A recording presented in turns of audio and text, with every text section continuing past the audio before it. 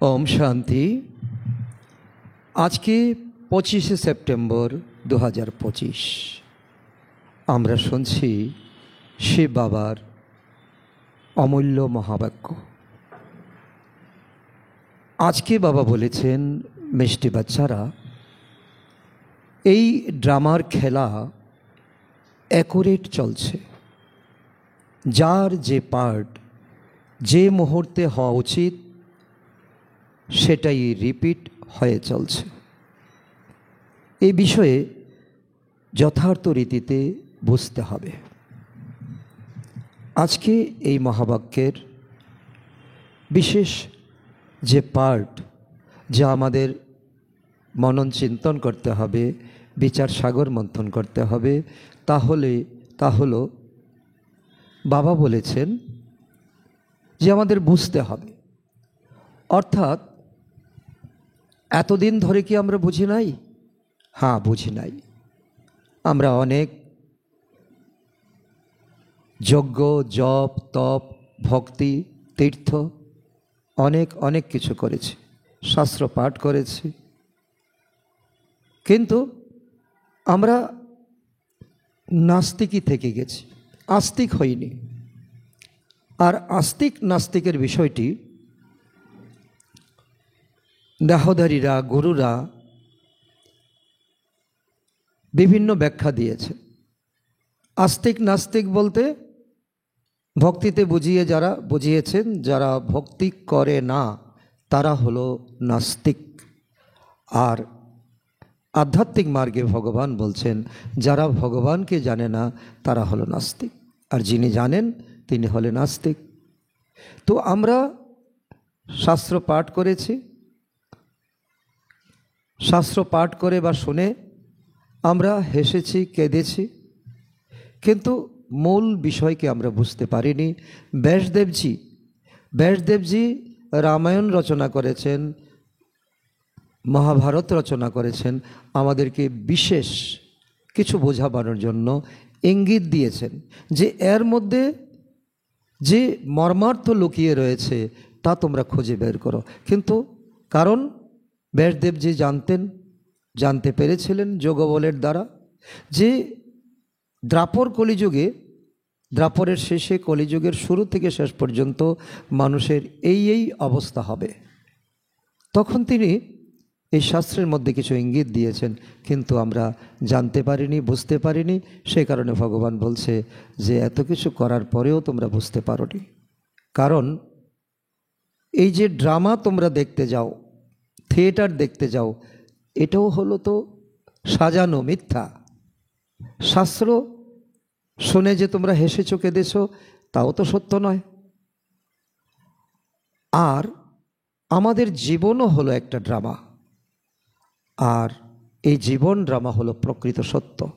কিন্তু কালকে কি হবে আমরা জানি না। আর যখন হঠাৎ করে আমাদের কাছে কালকের দৃশ্যটা আবির্ভূত হয়ে যায়, যা আমাদের অভিপ্রেত নয়, তখন আমরা কাঁদতে শুরু করি। কেউ মারা গেল, কারো অ্যাক্সিডেন্ট হলো, আর এটা তো হওয়ারই আছে, এটা তো ড্রামা। আগে আমরা শ্যুট করেছি, কাউকে কাঁদিয়েছি, কেউ আমাকে এসেছে কাঁদাচ্ছে, কাউকে দুঃখ দিয়েছি, সে এসেছে আমাকে দুঃখ দিতে। তো এটাই হলো নিত্য নাটের খেলা, এটাই হলো ড্রামা। আর যা অ্যাকুরেট চলছে, যে আত্মার কাছে দুঃখ দেওয়ার ব্যক্তি আসার কথা সেই আসবে, যে আত্মার কাছে সুখ দেওয়ার ব্যক্তি আসার কথা সেই আসবে। তার মধ্যে বিন্দু বিসর্গ কোনো পার্থক্য থাকবে না। এটাই আমাদের বুঝতে হবে। আর এটাই বুঝলে জীবন একটা অন্য মাত্রা পেয়ে যাবে। আজকের প্রশ্ন, বাচ্চারা, তোমাদের প্রভাব কবে অন্যদেরকে প্রভাবিত করবে? এখনো পর্যন্ত কোন শক্তি দুর্বল? আমাদেরকে ভগবান একটা শক্তি দিয়েছেন, যে শক্তি আমরা ইম্পর্টেন্সটা কম দেই, যার কারণে দুর্বল। আর যার একটা প্রভাব আছে, যে প্রভাবটা এই দুনিয়ার সকল গোলাবারুদের থেকেও অনেক বেশি প্রভাবশালী। তা কবে প্রভাবশালী, কবে কার্যকর হবে? একের মধ্যে দুইটি প্রশ্ন। উত্তর, যখন তোমাদের যোগ শক্তিশালী হবে তখনই প্রভাব বিস্তার লাভ করবে এখনও সেই শক্তি হয়নি। স্মরণেই শক্তি বৃদ্ধি হয়ে থাকে। জ্ঞানের তলোয়ারে স্মরণের শক্তি প্রয়োজন, যা এখন অনেক কম। যদি নিজেকে আত্মা মনে করে বাবাকে স্মরণ করতে পারো, তবে তোমাদের নৌকা পার হয়ে যাবে। সব বাধা বিপত্তি কাটিয়ে এগিয়ে যাওয়া, অর্থাৎ এগিয়ে যেতে পারবে। তো এটা সেকেন্ডের বিষয়। অর্থাৎ আমাদের 4টি সাবজেক্টের মধ্যে প্রধান সাবজেক্ট হলো যোগ।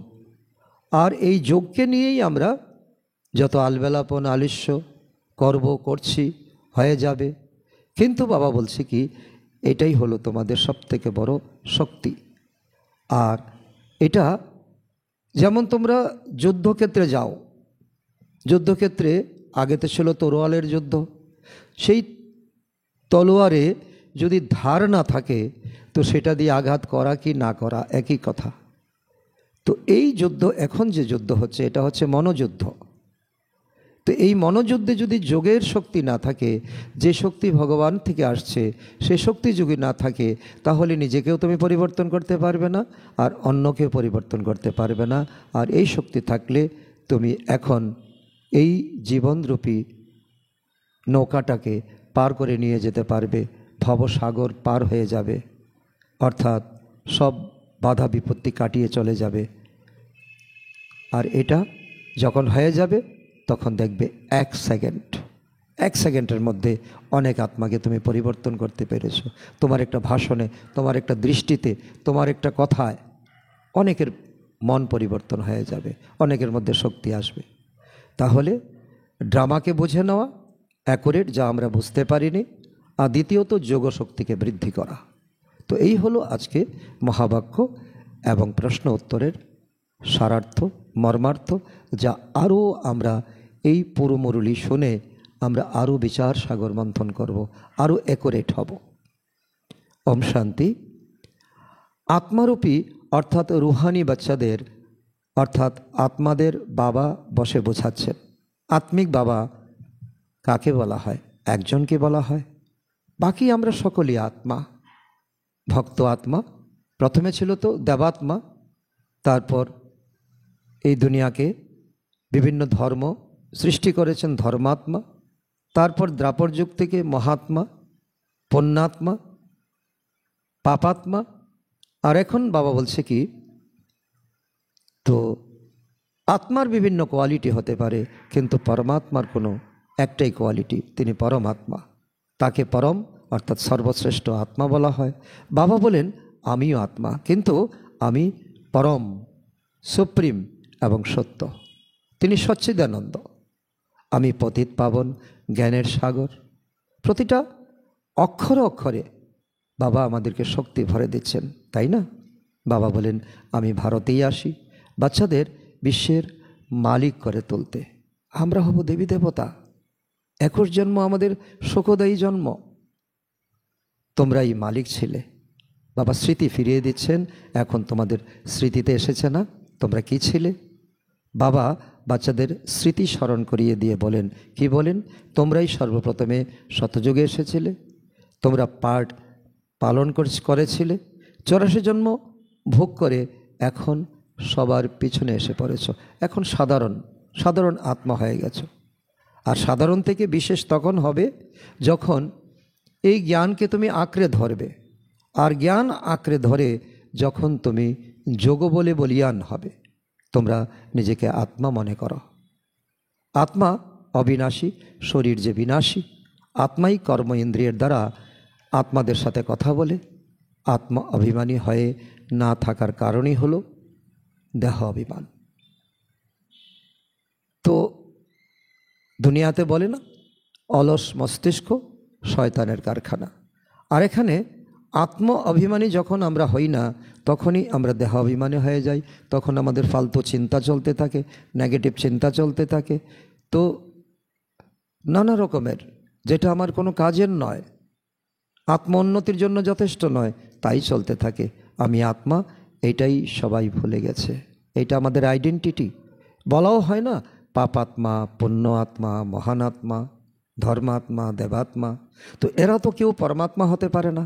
কারো কিন্তু এই টাইটেল প্রাপ্ত হয় না। কেউই নিজেকে শিব বলতে পারে না। শরীরের নাম শিব এমন তো অনেকেই রেখে দিয়েছে। শিবরাম চক্রবর্তী, তো শিবপ্রসাদ চক্রবর্তী, তো এমন শিব দিয়ে অনেকের নাম টাইটেল দিয়ে দিয়েছে। কিন্তু এটা তো নামে, কিন্তু প্রকৃত শিব তো কেউ হতে পারে না। শিব তো একজনই, তিনি সচ্চিদানন্দ, তিনি নিরাকার, তিনি জ্যোতির্বিন্দু, তিনি আমাদের সকল আত্মার পিতা। আত্মা যখন শরীরে প্রবেশ করে তখনই কিন্তু তার নামাকরণ হয়। কেননা শরীর দ্বারাই পার্ট প্লে করতে হয়। কারণ আমাদের এই সংসারে অনেক নাম আছে। কারণ যখন আমরা জন্ম নেই, তার 6 দিন পরে আমাদের বাঙালি নিয়মে আছে 6 দিন পর তার নাম রাখা হয়। কিন্তু তার আগেও তো তার একটা পরিচয় ছিল। সে কি ছিল না? এই পৃথিবীতে আসেনি, এসেছে তখন কোনো নামহীন। কিন্তু 6 দিন পরে তাকে নাম রাখা হয় এই কারণ এই চেহারাটাকে দেখে সকলে যাতে তাকে ডাকতে পারে, সেও যাতে বুঝতে পারে আমার নাম এটা, আমি সাড়া দেব, পাশের লোক সাড়া দেবে না। আবার যখন সে বড় হলো, সে যখন বড় হয়ে পাশ করে যখন চাকরি করলো, তখন তার একটা ডিগ্রি পেয়ে গেল, তখন তার এই উপাধি হয়ে গেল অমক অফিসার, ফলানা ব্যক্তি। তো বাবা বলে কি, তো শরীরের ভিন্ন ভিন্ন নাম হতে পারে, একই আত্মা। তো মায়ের কাছে সন্তান, ভাইয়ের কাছে ভাই, বোনের কাছে ভাই, বা অন্যের কাছে অনেক সম্বন্ধ, মামা, কাকা, চাচা, কত কিছু। তো এই জন্য বাবা বলছে, এখন তোমরা বুঝেছো না? হ্যাঁ, আমি আত্মা 84 জন্ম ভূমিকা পাঠ করে এসেছি। আমি সেই আত্মা। 84টা জন্মে 84টা মা বাপ পেয়েছি, 84টা আমি শরীর পেয়েছি, কখনো পুরুষ কখনো নারী। এখন আত্মাকে জেনেছি। এইভাবে ভেঙে ভেঙে নিজেকে বিশ্লেষণ করতে হবে। আমি শতপ্রধান ছিলাম, এখন কি হয়েছি? তমপ্রধান হয়ে গেছি। বাবা তখনই আসেন যখন আত্মার মধ্যে মরচে ধরে যায়, যখন জং ধরে যায়, যখন পরমাত্মার সঙ্গে আমরা কানেক্টিভিটি করতে পারি না। যা শক্তি সব পরমাত্মার কাছে আছে। যেমন সোনার মধ্যে খাদ পড়ে, তাই না? তোমরা প্রথমে খাঁটি সোনা ছিলে, তোমাদের কাঞ্চনকায়া শরীর ছিল, তোমরা দেবতা যোগে ছিলে, দৈবী গুণ ছিল তোমাদের, তোমরা খাঁটি সোনা ছিলে। তারপর তোমরা রূপার মতো হয়েছো, তামার মতো হয়েছো, এখন এসে একেবারে লোহার মতো কালো হয়ে গেছে। তো এই বিষয়ে আর কেউ বোঝাতে পারে না, বাবাই বোঝাচ্ছেন। সবাই বলে থাকে যে আত্মা নির্লেপ, আত্মাতে কোনো লেপছেপ পড়ে না। খাদ কিভাবে পড়ে তাও বাবা বুঝিয়েছেন। বাবা বুঝিয়েছেন আমাদের পঞ্চকর্ম ইন্দ্রিয়ের মধ্য দিয়ে আমরা আত্মার মধ্যে বিভিন্ন প্রকারের সংস্কার ভরেছি। কুকর্ম করেছি, জমা হয়েছে আত্মায়, কুদৃষ্টি করেছি, জমা হয়েছে আত্মা। তো বাবা বলেন আমি ভারতে আসি, যখন সব তমপ্রধান হয়ে পড়ে তখনই আমি আসি, নির্ধারিত সময়েই তিনি আসেন। ড্রামায় অ্যাকুরেট খেলা চলে না, অ্যাকুরেট খেলা। যেমন বাবাও বলছি কি, তো আমি অ্যাকুরেট টাইমে আসি, কারণ আমিও ড্রামার মধ্যে, খেলার মধ্যে আমি বাঁধা।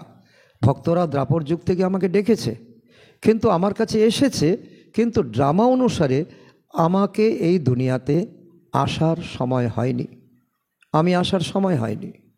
আর যখন সময় হয়েছে তখনই এক ছলাং লাগিয়ে, এক লাফ দিয়ে, মানে এক রকেটের মতো তীব্র গতিতে আমি চলে এসেছি। এসে যে শরীরে প্রবেশ করার কথা সেই শরীরে আমি প্রবেশ করে ফেলেছি। যেমন আত্মার ক্ষেত্রে ব্যতিক্রম হয় না, আমি পরমাত্মার ক্ষেত্রে তো ব্যতিক্রম হওয়ার কোনো প্রশ্নই ওঠে না। তো এই জন্য বাবা বলে কি, এই দুনিয়াতে তো অনেক অ্যাকুরেট খেলা চলে।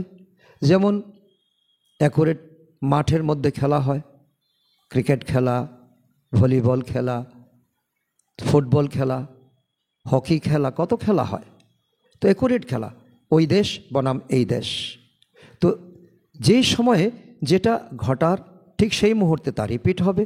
তো সেখানে কোনো রকম এদিক ওদিক হবে না। যেমন আমি কোনো জন্মে কাউকে ওই আত্মাকে দুঃখ দিয়েছিলাম, আমি চুক্ত করিনি হিসাব। এই জন্মে এই আত্মা এসে তো আমাকে দুঃখ দিয়ে যাবে, আর আমাকে যদি দেবাত্মা হতে হয় তো আমাকে চুপ করতে হবে, চুপ করে থাকতে হবে, আমাকে ধৈর্যশীলা হতে হবে, তার মধ্যে কোনো ব্যতিক্রম হবে না। যদি মায়ের সাথেও যদি আমি দুর্ব্যবহার করি, মাকে দুঃখ দিয়ে থাকি, মা অন্য পোশাক পরে, অন্য শরীর নিয়ে, তো সেই বদলাটা, কারণ সে তো আত্মা, আমিও আত্মা, আমার থেকে হিসাবটা চুক্ত করে নেবে। এটা হলো অনন্ত ড্রামা। এর গভীরতা বুঝতে হবে, বুঝতে হবে। বুঝি নাই, অনেক সময় গেছে। বাবা বলেন ড্রামা অনুসারেই তোমাদের ভূমিকা পালন হয়ে চলেছে। কোনো মানুষই না রচয়িতাকে না রচনার আদি মধ্য অন্তকে জানে। ঋষিমুনিরাও বলেছেন আবাং মনুষ্য গোচর নেতি নেতি। তো তোমাদের যদি কেউ জিজ্ঞাসা করে রচয়িতা আর রচনার আদি মধ্য অন্তকে কি তোমরা জানো, তোমরা কি বলবে? চট করে উত্তর দিয়ে বলবে হ্যাঁ জানি। তোমরা একটু সময় দাও, আমরা বুঝিয়ে বলবো। যে জানে বলবে, আর যে জানবে না বলবে আমি সিনিয়রকে ডেকে আনছি।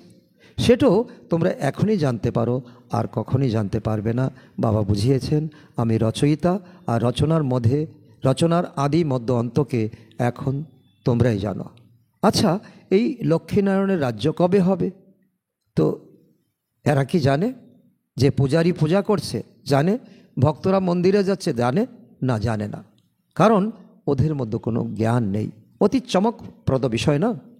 মন্দিরে পূজা করছে, যে ট্রাস্টি করে দিয়েছে তিনিও জানেন না। তোমরা বলতে পারবে আমাদের মধ্যে জ্ঞান আছে, এসব বিষয় তোমরা বুঝেছ। টাইম দিলে তোমরা তাদেরকে আলোচনা করতে পারবে, বোঝাতে পারবে। তো বাবার ভূমিকা একবারই হয় এই সময়, আর তোমরাও একবারই সময় পাও। আর এই 5000 ড্রামাতে আর কখনো সময় পাবে না। তোমাদের এই অবজেক্ট হলো এই লক্ষ্মীনারায়ণ হওয়া। হয়ে গেলে তারপর তো আর পড়াশোনার কোনো প্রয়োজন পড়বে না। ব্যারিস্টার যদি ব্যারিস্টার একবার হয়ে যায় তো ব্যারিস্টার হয়ে গেল, তারপর কি তার আর স্টুডেন্টের মতো পড়তে হবে? পড়তে হবে না। বিভিন্ন কেস অনুযায়ী তাকে ওই ধারা উপধারা তাকে দেখতে হবে, তার গাইডলাইনকে সে দেখতে হবে। তো সেই কারণে পরমাত্মা বলছেন, তো তাকে তো স্মরণ করা উচিত। কারণ কোনো স্টুডেন্ট উকিল হয়েছে, তো যিনি তাকে বানিয়েছেন তাকে তো তিনি স্মরণ করবেন, তাকে তো তিনি মনে রাখবেন। তো বাবা তোমাদের সব কিছু সহজ করে বুঝিয়ে দিয়েছেন, এখন বাবাকে স্মরণ করতে হবে। বাবা বারংবার বলেছেন, তো প্রথমে নিজেকে আত্মা মনে করো। এটাই হলো লজিক। বলো আমি বাবার সন্তান। আমরা কারা? বাবার সন্তান, আমরা আত্মা। বাবা যেমন বিন্দু, আমরাও বিন্দু। প্রথমে তোমরা নাস্তিক ছিলে, এখন আস্তিক হয়েছ। এই লক্ষ্মী নারায়ণও আস্তিক হয়ে উত্তরাধিকার প্রাপ্ত করেছে, যা তোমরা এখন প্রাপ্ত করতে চলেছ। ব্রহ্মা বাবা নারায়ণ হবেন, সেই সঙ্গে আমরাও যদি উপযুক্ত পড়াশোনা করি তো আমরাও তো ওনাদের সঙ্গে আসবো। উনিও কথা দিয়েছেন তোমাদেরকে সঙ্গে নিয়ে যাব। তো এই লক্ষ্মী নারায়ণও এখন পড়াশোনা করে আস্তিক হয়েছেন, সত্যযুগে গিয়ে ওনার পাঠ করবেন। এখন তোমরা আস্তিক হতে চলেছ। আস্তিক নাস্তিক শব্দ দুটি এই সময়ের জন্য প্রযোজ্য। যারা ভগবানকে জানে তারা আস্তিক, যারা জানে না তারা নাস্তিক। সত্যযুগে এই শব্দ দুটি থাকবে না, জিজ্ঞাসা করার কোনো প্রয়োজনও পড়বে না। এখানে প্রশ্ন ওঠে, তবে তোমরা জিজ্ঞাসা করো রচয়িতা আর রচনাকে কি জানো তোমরা? ওরা বলে আমরা জানি না। বাবা এসে নিজের পরিচয় দেন আর রচনার আদি মধ্যের অন্তের রহস্য বুঝিয়ে বলেন। তিনি হলেন অনন্ত জগতের রচয়িতা। বাচ্চাদের বুঝিয়েছেন। অন্যান্য ধর্মস্থাপকেরাও এখানে আসে, অন্যান্য ধর্মস্থাপকেরা যার যার সময় মতো তারা আসে। তোমাদের সাক্ষাৎ করিয়েছিলাম ইব্রাহিম, ক্রাইস্ট ইত্যাদি ধর্মস্থাপকরা কিভাবে আসবেন। এটাও কিন্তু একটা গৌর রহস্য। ইব্রাহিম আরেকজন ব্যক্তির শরীরে প্রবেশ করেছেন, কারণ একেবারে পিওর সোল। তিনি যখন এসেছেন তিনি মাতৃগর্ভে জন্মগ্রহণ করেননি, তিনি আরেকজনের শরীরে প্রবেশ করেছেন। বুদ্ধ প্রবেশ করেছেন, তো এইভাবে ক্রাইস্টও প্রবেশ করেছেন। আর ক্রাইস্টকে যখন ক্রুশবিদ্ধ করা হয় তখন ক্রাইস্ট আত্মা তিনি কিন্তু কষ্ট পাননি, কষ্ট পেয়েছে যার শরীরে তিনি প্রবেশ করেছেন। আর তখনই তিনি উচ্চারণ করেছিলেন, হে প্রভু তাদেরকে ক্ষমা করো, তারা জানে না তারা কি করছে। এই বলে তিনি বেরিয়ে গেছেন। কষ্ট পেয়েছেন, যতক্ষণ পর্যন্ত তিনি বেঁচে ছিলেন কষ্ট পেয়েছিল সেই আত্মা যার শরীরে তিনি প্রবেশ করেছেন। বাবা অত্যন্ত গুহ্য রাজ খুলে বলছেন বাচ্চাদের কাছে। তো বাবা বলছে যে এই ধর্ম আত্মারা তো আসবে শেষের দিকে, বাবার কাছে আসবে, এই স্টেজে আসবে। যখন আসবে চতুর্দিকে সেই আওয়াজ ছড়িয়ে পড়বে। কী আওয়াজ ছড়িয়ে পড়বে? এই তো সেই পরমাত্মা, এই তো আমাদের প্রিয় আত্মা, প্রিয় পরমাত্মা, আমাদের ভগবান, আমাদের খোদা, আমাদের দোস্ত। তো বাবা বললেন, বাচ্চারা দেহ সহিত সব ধর্মকে ত্যাগ করে শুধু আমাকে স্মরণ করো। রোজ দিনই তো শুনছি, কি আমরা করতে পারছি কি? এখন তোমরা সামনে বসে আছো, ভগবানের সামনে ইন্দ্রসভাতে বসে আছো। নিজেকে দেহ মনে করা মোটেই উচিত নয়। আমি আত্মা, নিজেকে আত্মা মনে করে বাবাকে স্মরণ করলে নৌকা তীরে এসে লাগবে। কোন তীরে? সত্যযুগে। কারণ এখন সঙ্গম যুগে আছো, পিছনে আছে কলিযুগ, সামনের দিকে সত্যযুগ। তো সেকেন্ডের বিষয়, আত্মা এই শরীর ছাড়লে, পরমধামে গেলে, তারপর কাঞ্চনকায়া শরীর নিয়ে সত্যযুগে প্রবেশ করলে 1 সেকেন্ডের বিষয়। মুক্তিতে যাওয়ার জন্যই আধা কল্প ধরে ভক্তি করতে থাকো, কিন্তু কোনো আত্মাই ফিরে যেতে পারে না, মুক্তিতে যেতে পারে না। পরমধামের গেট এখনও খোলা হয়নি। ব্রহ্মা বাবা অপেক্ষা করছেন সূক্ষ্মবতনে। 5000 বছর আগেও বাবা বুঝিয়েছিলেন, এখন আবার বোঝাচ্ছেন। শ্রীকৃষ্ণ এই বিষয়ে কখনো বোঝাতে পারবেন না, তিনি তো নিজেই পড়াশোনা করে এখন অব্যক্ত হয়েছেন, অব্যক্ত বতনে অপেক্ষা করছেন। শ্রীকৃষ্ণকে বাবা বলা যায় কি? না। বাবা হন লৌকিক, অলৌকিক এবং পারলৌকিক। হদের অর্থাৎ হদের বাবা লৌকিক, অসীম জগতের বাবা পারলৌকিক। আর যিনি আমাদেরকে এই জ্ঞানের সঙ্গে, যার মুখ দিয়ে আমরা জ্ঞান শুনেছি, তিনি হলেন অলৌকিক। তো অন্যজন হলেন সঙ্গম যুগের ওয়ান্ডারফুল বাবা, অলৌকিক বাবা, অলৌকিক বাবা। প্রজাপিতা ব্রহ্মাকে কেউ স্মরণ করে না, তিনি আমাদের গ্রেট গ্রেট গ্র্যান্ডফাদার। এটাও কারোর বুদ্ধিতে আসে না। বলেও থাকে যে আদম আর ইভ, কিন্তু এটা শুধু বলার জন্য বলে। তার গুরু রহস্য কি জানে? মন্দিরেও আদিদেবের চিত্র আছে, তাই না? তোমরা ওখানে গেলে বুঝতে পারবে, এ তো আমাদেরই স্মৃতিচিহ্ন। বাবাও বসে আছেন, আমরাও বসে আছি।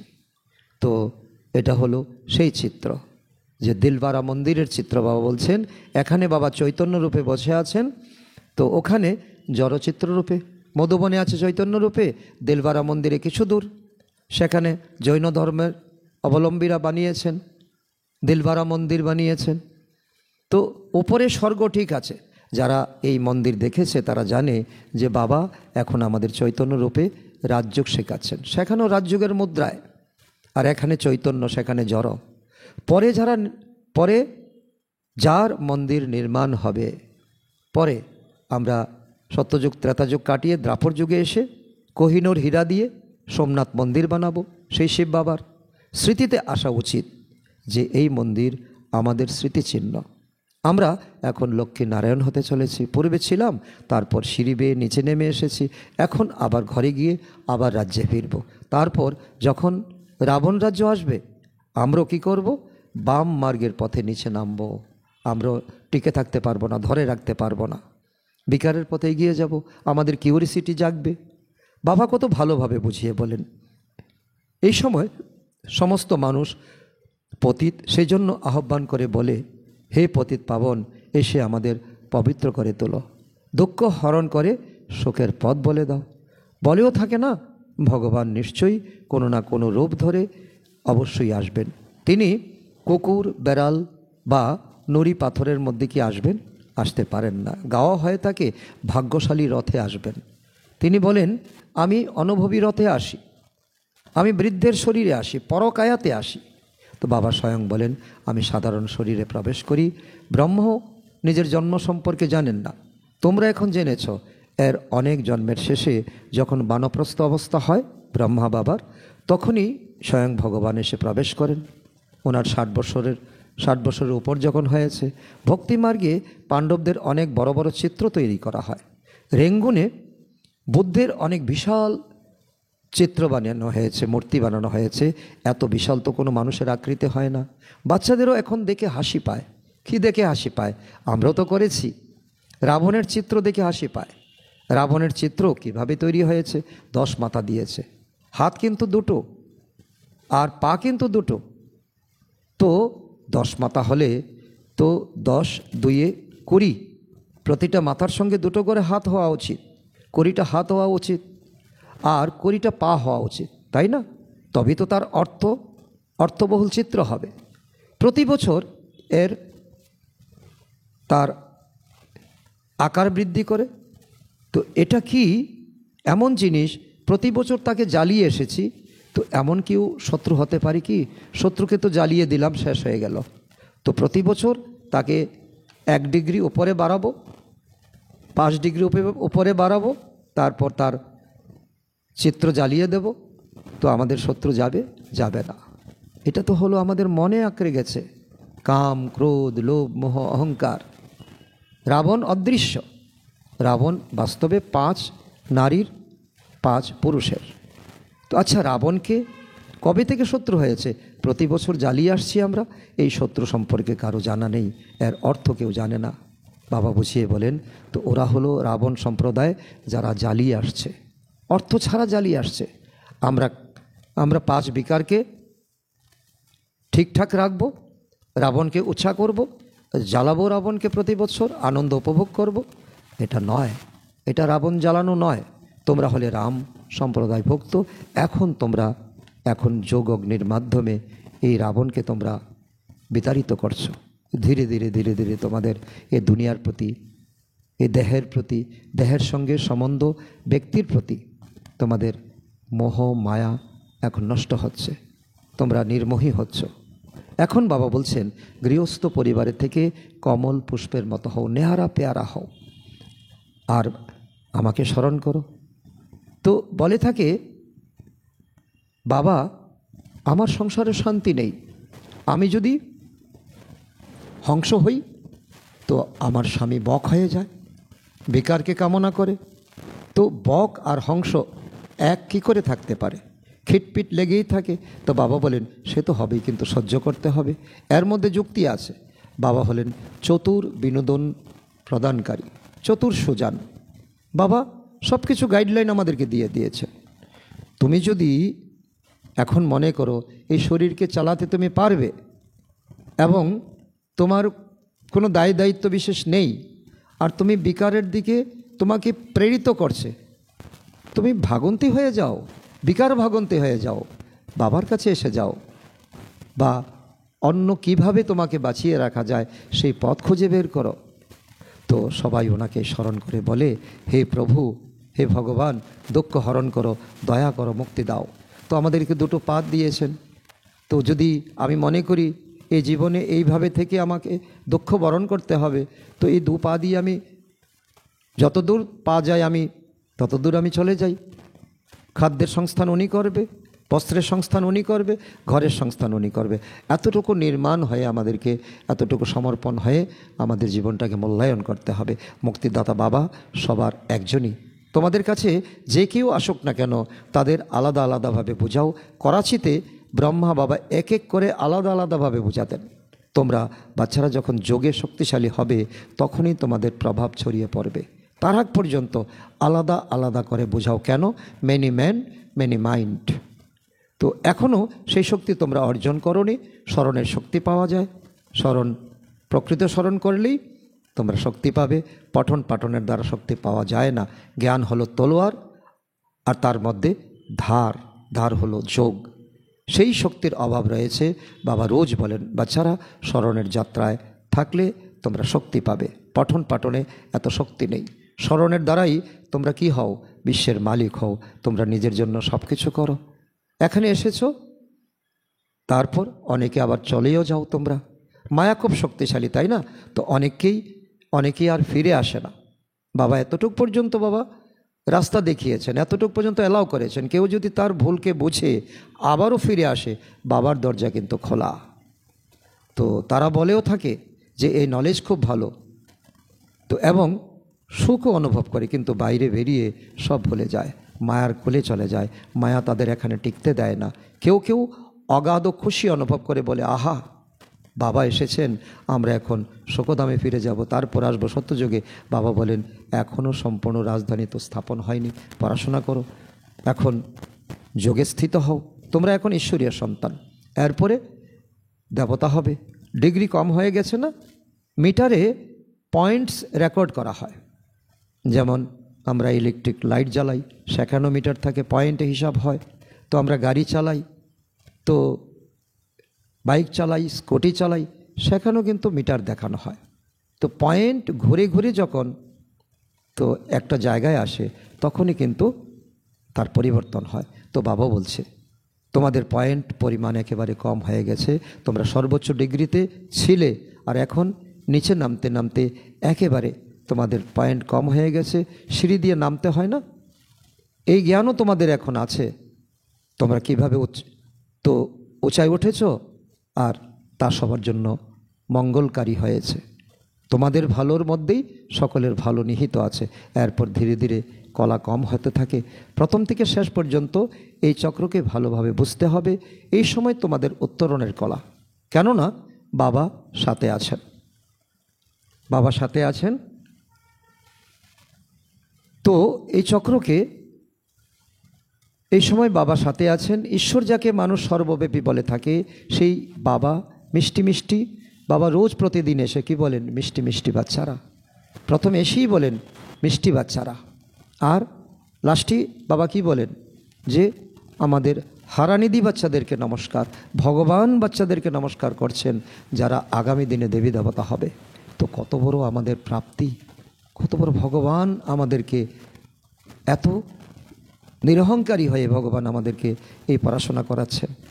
তো বাবাও আর বাচ্চারাও যারা বুঝে, তারা বাবা বাবা বাবা বাবা করতে থাকে, যারা বুঝে। আর যারা বুঝে না, তারা ধন ধন করতে থাকে, সম্পদ সম্পদ করতে থাকে। তো বাবা আমাদের পড়াতে এসেছেন, আত্মারা পড়াশোনা করছে, আত্মাই কর্ম করে, আমরা আত্মারা শান্ত স্বরূপ। এই শরীর দ্বারা কর্ম করে থাকি। অশান্ত শব্দটি তখনই বলা হয় যখন দুঃখ নেমে আসে। শান্তি তো আমাদের স্বধর্ম। অনেকেই মনে বলে মন শান্ত হোক, কিন্তু আত্মার নিজস্ব স্বরূপ হলেই তো শান্তি, শান্ত, তার ঘর শান্তিধাম। তোমরা নিজেদেরকে ভুলে গেছো, কারণ তোমরা যত পজিটিভ চিন্তা করবে, তত তোমাদের শান্তির অনুভূতি তোমরা করতে পারবে, ধর্মের অনুভূতি তোমরা করতে পারবে। অনেকেই এই বিষয়ে অনেক ভুল করে থাকে, তোমরা তো শান্তিধামে ছিলে, ওখানে শান্তি পাওয়া যায়। আজকাল তো বলা হয় এক রাজ্য হোক, এক ধর্ম হোক, এক ভাষা হোক, বলে থাকে, মানুষ ডিমান্ড করে। তো একটাই জাতি, একটাই ধর্ম, একজন গড। যখন ভগবান একজন, তো তার জাত একটা থাকবে, ধর্ম একটা থাকবে। তো গভর্নমেন্টও লেখে, তো ঈশ্বর একজন, তবুও মানুষ তাকে সর্বব্যাপী বানিয়ে দিয়েছে। নুড়ি পাথরের মধ্যে ভগবান, বিষ্ঠার মধ্যে ভগবান, ঈশ্বর এক, এই কথা তো কেউ মানতেই চায় না। যত মুখ তত কথা, যত মাথা তত তার চিন্তা। তোমরা এখন এটা লিখতে হবে, তোমাদের লিটারেচার ছাপাতে হবে, লক্ষ্মীনারায়ণের চিত্র তৈরি করতে হবে, ওপরে লিখে দাও, সত্য যখন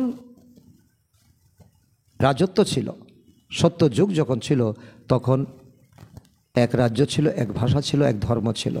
মানুষ কিছু বোঝে না, কারণ মনোযোগ দেয় না, কারণ ভগবানের মুখনিসৃত এই ডাইরেক্ট গীতা জ্ঞানের মধ্যে স্পষ্টভাবে সব কিছু উল্লেখ আছে। শুধু আমাদের মনোযোগ দিয়ে শুনতে হবে, বারবার শুনতে হবে, বারবার অনুভব করতে হবে। তো মানুষ অ্যাটেনশনই দেয় না। অ্যাটেনশন তারাই দেবে যারা ব্রাহ্মণ কুলের হবে এবং সত্যযুগে যাওয়ার জন্য পুরুষার্থ করবে। রোজ সকালে এসে মুরলি শুনবে। মানুষ কিছু বোঝে না, আর তো আর কেউ বুঝবে না। সেজন্যই বাবা বলেন আলাদা আলাদা ভাবে বসিয়ে ফর্ম ভরাও। কারণ একসঙ্গে কাউকে যদি তুমি গ্রুপে যদি কোর্স করাও, তাহলে একজন আরেকজনকে টিকা টিপ্পণী করবে, সে জ্ঞানে আসতে চাইলেও তাকে টেনে নিয়ে যাবে কাকড়ার মতো। তো সেজন্য ফর্ম পূরণ করে তবেই আলাদা আলাদাভাবে বোঝাও। কেননা কেউ একা মানবে, কেউ তো একে মানবে, কেউ তো অন্য আরেকজনকে মানবে। সবাইকে একত্রে কীভাবে বোঝাবে? এটাই আমাদের ভুল। নিজের নিজের কথা শোনাতে ব্যস্ত হয়ে পড়বে। প্রথমে তো জিজ্ঞাসা করা উচিত, কোথায় এসেছো? বিকেদের নাম শুনেছ কি? প্রজাপিতা ব্রহ্মা তোমার কে হন? এই দুই একটা প্রশ্ন। কখনো নাম শুনেছ কি? তুমি কি প্রজাপিতা ব্রহ্মার সন্তান নও? ব্রহ্মার যখন ব্রহ্মা দিয়ে সৃষ্টি, তো আমি কি করে বলতে পারি আমি তাহলে নাস্তিক, যদি আমি বলি আমি ব্রহ্মার সন্তান নই? তো এখন এইভাবে তাদেরকেও বোঝাতে হবে, তুমিও তো ব্রহ্মার সন্তান, তো আমরাও প্র্যাকটিক্যালি তার সন্তান, তুমিও তার সন্তান, কিন্তু তুমি বোঝো না। এই জ্ঞানকে বোঝো, বোঝার চেষ্টা করো, রেগুলারিটি হও। তো সেই জন্য বোঝানোর জন্য সুন্দর প্রকৃত যুক্তি দেওয়া প্রয়োজন, কারণ সে বুঝবেও আর তার মধ্যে কোনো রকম অহং ভাবও আসবে না, বিরক্তির ভাব আসবে না। এইভাবে বোঝাতে হবে। আচ্ছা, মিষ্টি মিষ্টি হারানিধি বাচ্চাদের প্রতি মাতা পিতা বাপদাদার স্মরণের স্নেহসুমন আর সুপ্রভাত। আত্মাদের পিতা তার আত্মারূপী বাচ্চাদের জানাচ্ছেন নমস্কার।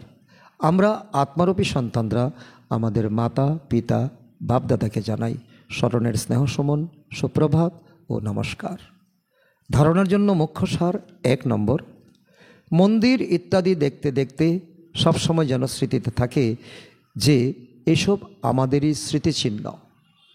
কারণ দেবতার বা দেবীর মন্দির হলে এটা আমাদেরই চিত্র, আর শিব বাবার চিত্র হলে এটা আমাদের বাবার চিত্র। এখন আমরা লক্ষ্মী নারায়ণ হতে চলেছি। গৃহস্থ পরিবারে থেকেও, নাম্বার 2, গৃহস্থ পরিবারে থেকেও কমল পুষ্পের মতো থাকতে হবে। হাঁস আর বক একসাথে, সুতরাং যুক্তি দিয়ে চলতে হবে, সহ্য করতে হবে। যুক্তি দিয়ে কখন? যখন আমাকে সহ্যর বাইরে চলে যাচ্ছে তখন আমাকে ভাগন্তি হতে হবে। আর যুক্তি দিয়ে বুঝিয়ে যদি আমি সফলতা পাই, তাহলে যুক্তি দিয়ে বুঝিয়ে একসাথে থাকতে হবে। একদিন এমনও হতে পারে সেই বক হাঁস হয়ে উঠল। আজকের বরদান: একতা আর সন্তুষ্টতার সার্টিফিকেটের দ্বারা, একতা আর সন্তুষ্টতার সার্টিফিকেটের দ্বারা সেবাতে সদা সফলতা মূর্তি ভাব। তার অর্থ হলো, সেবাতে সফলতা মূর্তি হওয়ার জন্য 2টি কথা মনে রাখতে হবে। 1, সংস্কার মিলনের ইউনিটি, আর 2, নিজেকে সদা সন্তুষ্ট রাখতে হবে। অন্যদেরকে সদা সন্তুষ্ট করো, সদা একে অপরের সাথে স্নেহের ভাবনা রেখে, শ্রেষ্ঠত্বের ভাবনা রেখে সম্পর্কে এসো। তাহলে এই 2 সার্টিফিকেট মিলে যাবে। তখন তোমাদের প্র্যাকটিক্যাল জীবন বাবার চরিত্রের দর্পণ হয়ে যাবে, আর সেই দর্পণে বাবা যেমন তেমনই দেখা যাবে। অনুভব করতে পারবে, বুঝতে পারবে, কথা বলতে পারবে, যোগ করতে পারবে। স্লোগান: আত্মস্থিতিতে স্থিত হয়ে অনেক আত্মাদের জীবন দান করো, তাহলে আশীর্বাদ প্রাপ্ত হতে থাকবে। অব্যক্ত ইশারা: এখন লগনের অগ্নিকে প্রজ্বলিত করে যোগকে জ্বালারূপ বানাও। তার অর্থ, যেরকম অগ্নিতে কোনো জিনিস দাও তো নাম রূপ গুণ সব পরিবর্তন হয়ে যায়, এরকম যখন বাবার স্মরণের লগনে অগ্নিতে পড়ো তখন পরিবর্তিত হয়ে যাও। মানুষ থেকে ব্রাহ্মণ হয়ে যাও, তারপর ব্রাহ্মণ থেকে ফরিস্তা তথা দেবতা হয়ে যাও। লগনের অগ্নির দ্বারা এরকম পরিবর্তন হয় যেখানে নিজস্বতা বলে কিছুই থাকবে না। এই জন্য স্মরণের জ্বালারূপ বলা হয়। সেই জন্য বাবা বলছে এই জ্বালারূপের যোগ্যতা আমাদের অর্জন করতে হবে। আজকের সমান আমি সফলতা মূর্ত আত্মা। ওম শান্তি, ওম শান্তি।